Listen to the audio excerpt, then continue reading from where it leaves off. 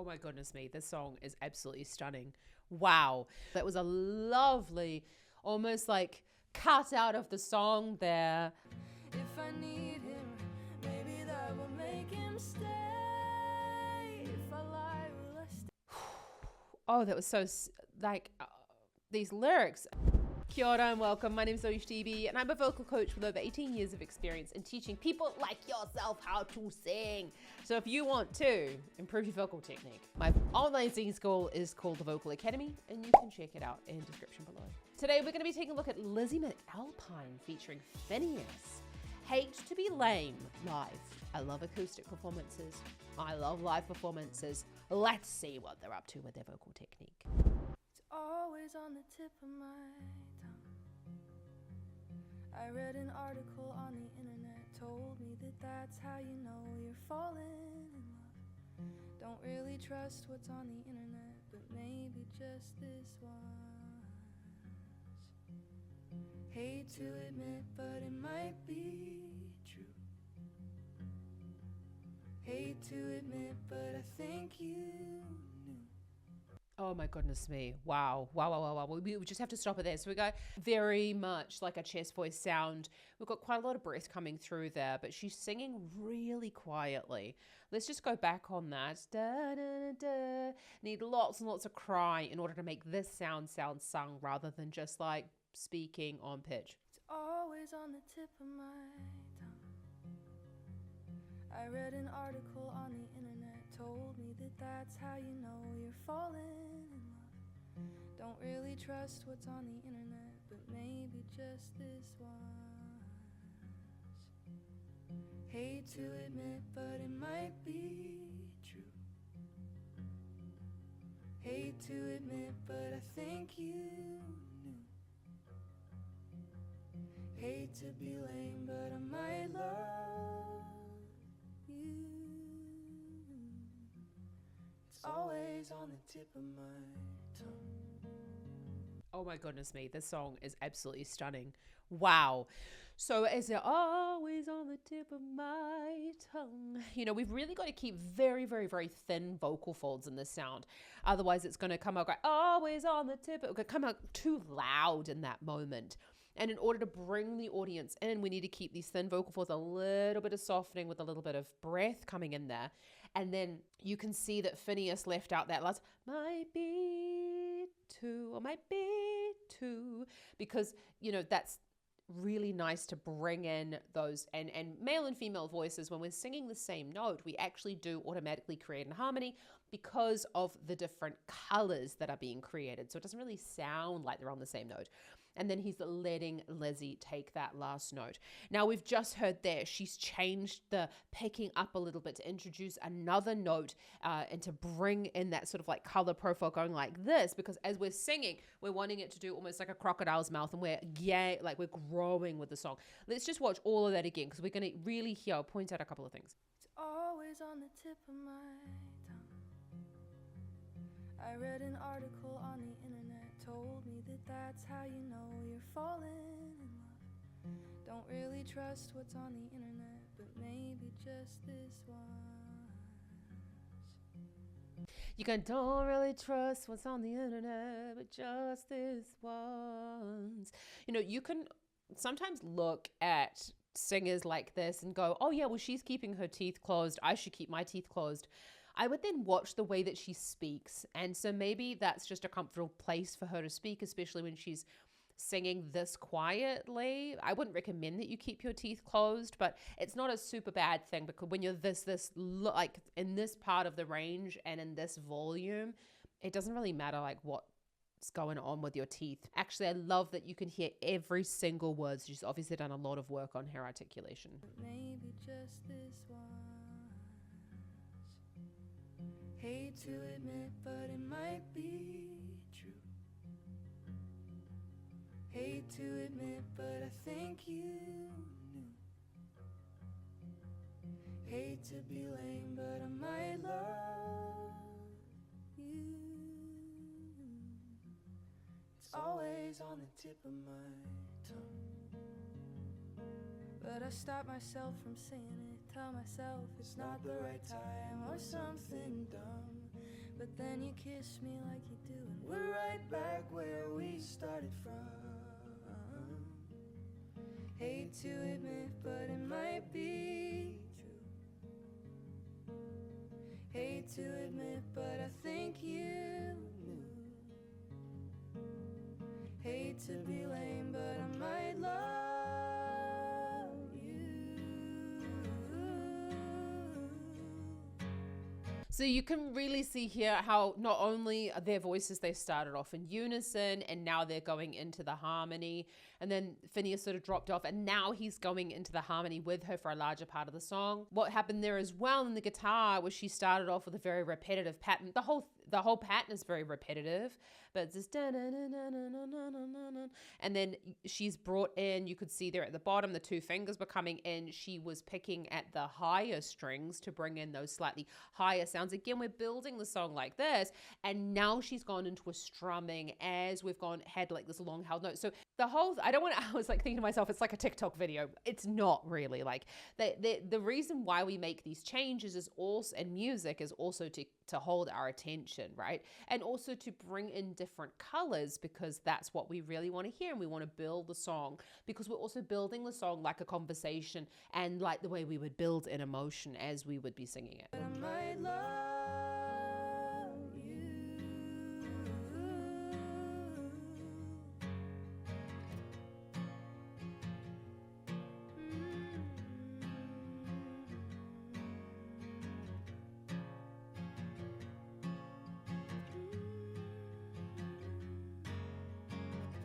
Do I love him? Do I need him? Do I want him? Do I care enough to say that I love him, that I need him?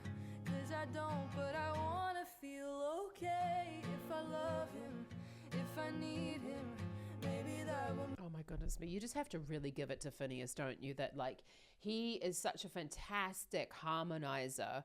And even someone, you know, this is not his sister, and you know he's harmonizing, but you're not hearing FINNEAS's voice as a soloist coming out. And this is very, very challenging to do, because when you are harmonizing, you have to take your vibrato out a lot of the time. And you really have to take a lot of what makes your voice distinguishable, which is usually a little bit of like twang, accent. Like there's like a whole bunch of things that make us when we're speaking. And you've got to take that out, but still be understandable. And I just like, that's just absolutely amazing. To be a good harmonizer is very, very, very challenging. To be a good like partner and you know, in a duo when you're not pulling the attention, also very, very, very hard, because you're just like on that fine line between there's only two of us on stage here, but one of them you're still giving the power to, or giving the main attention to the lead singer, which in this case is McAlpine. So when we're hearing her go into this sort of like, we'll go back a bit on this because I wanted to actually have a look at this. You notice now she's gone into a more of a thicker vocal fold sound, less breath coming through, and therefore we're getting the teeth opening a little bit to allow that sound to come out. Hate to admit, but I think you knew. Hate to be lame, but I might love you.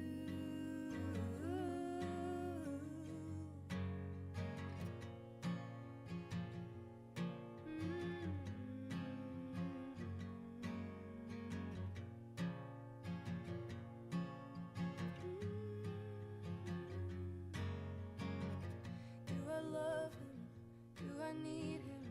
Do I want him? Do I care enough to say that I love him, that I need him?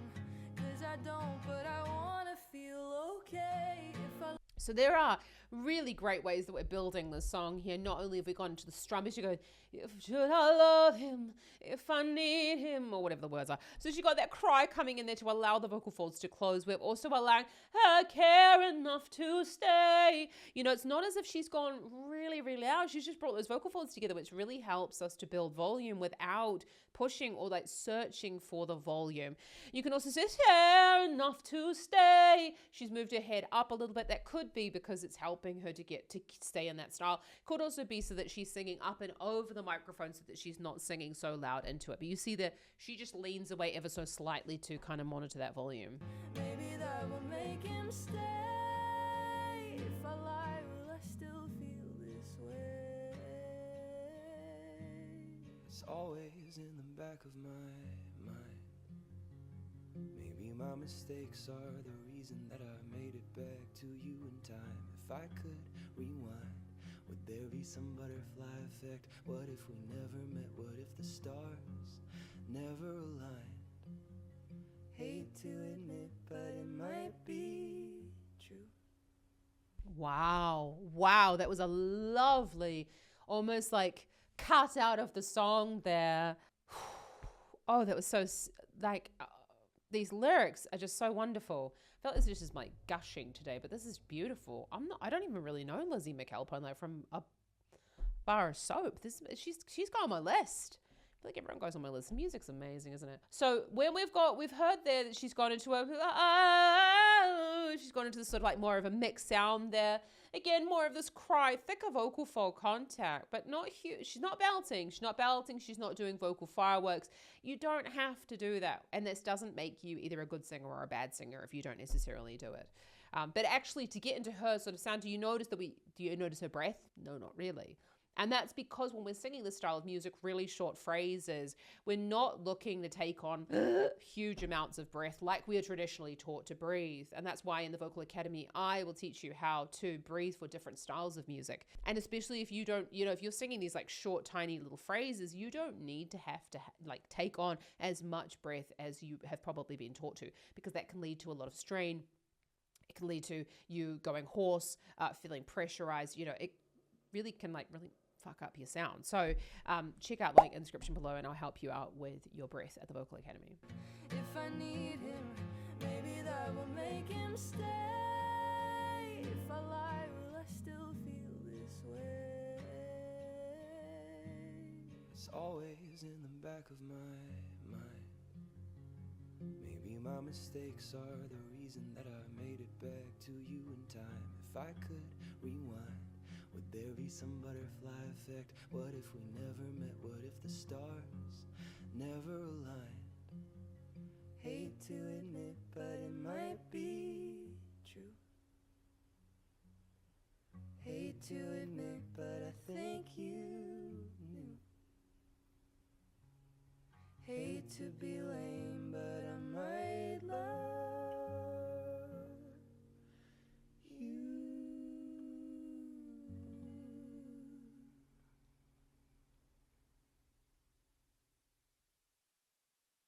Stunning, absolutely stunning. And like one of the best versions of like musicianship, right? You saw FINNEAS looked to Lizzy to just double check when her breath was coming in so that he could join her.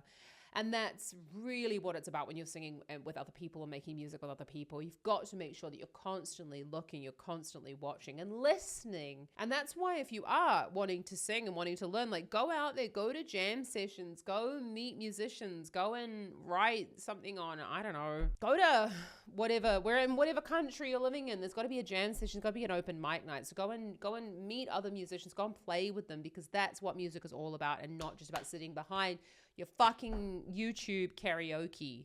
It's making shit musicians. I really love the end of this because we saw there that she dropped out, and then when FINNEAS started singing, we went back to the original picking pattern that she had in the first verse. And then, we've kind of like gone like this, like the crocodile mouth, and gone back down again. It might be. And on that B, she went to a 7th chord, which is really, really lovely. And you heard that kind of dissonance going on. And that in our minds gives us this feeling of unknown, not being sure of things. And then she ended on the tonic, which is really, really lovely because it gives us this feeling of this closeness to go at the end. Okay, well then you've decided that you're accepting that, because she go, might be. If she was to end on that 7th chord, she could have done that, and it would have given this like end of this feeling of like openness to go, well, I don't know if you did or not. And then going to that tonic at the end, you just sort of like feel like, oh, okay, she's decided to accept that feeling of it. Let's just watch the end of this, because I think this, especially with FINNEAS, now we have this huge change in the timbre from when he's singing solo to then when he sings in with Lizzy at the end there. He's allowing, you can see the larynx is going up and down. He's gone into what I would have considered to be probably a relatively relaxed part of his chest voice register. But nothing really going on here in the head and the neck region. Quite chilled posture. It's always in the back of my mind. Maybe my mistakes are the reason that I made it back to you in time. If I could rewind, would there be some butterfly effect? What if we never met? What if the stars never aligned? So I have to say, like, they're breathing, they're using the breath as well as a bit of a, like, what if the stars never aligned? Like, if you were having a conversation, what if the stars never aligned? You know, if you were really in that emotional situation, you would be breathing faster. Hate to admit, but it might be true. Hate to admit, but I think you knew. Hate to be lame, but I might love you.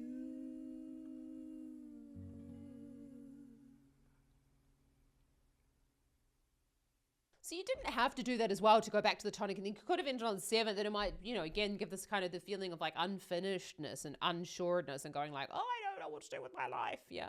But again, they went down to the tonic to kind of go, oh, it's really nice ending to the song. Again, I love at the end there, they just took a moment to kind of like, and obviously it's for the video, but also when you are performing in front of people, and this is really coming up because my students have been preparing for their student performance recently, and we're talking about that moment at the end of the song where you're taking a moment to almost like thank your audience and like hold your audience in that moment before you then take it away from them and sort of like go out of character and allow for that applause. So just really holding that moment at the end really gives your audience that time to process, to go, oh, it's over. Oh gosh, okay. And they'll like snap out of their sort of like dream world that they were in with you for the whole time. That was, let me know down in the comments what your favorite Lizzy McAlpine or FINNEAS video is, with a live performance, please, because I'd love to have a look. I love both of their voices, already obsessed, even though I haven't looked at Lizzy McAlpine before here on the channel, which is fantastic. Love getting to know new music. So if you want to improve your vocal technique, then come and join the Vocal Academy. Like, I'd love to see you there, running bi-weekly masterclasses as well as weekly singing lessons for you to take a look at. And I've just got loads of stuff in there. So come check it out. I'd love to see you. Take a look at some more FINNEAS and Billie Eilish, because Lizzy McAlpine, in my humble opinion, has a very similar voice to Billie Eilish. Have an awesome rest of your day. And just remember that anyone can learn to sing. Honestly, fucking anyone can learn to sing. You just have to have the tools, and that's what I'm here for. I'm here. Give it a go. Take them. Come to the Vocal Academy. Take the tools. I'm here to help you sing better. Happy singing. Oh yeah, I got a whole bunch of free stuff down in the description as well. Take it. Sing better. I want to help you.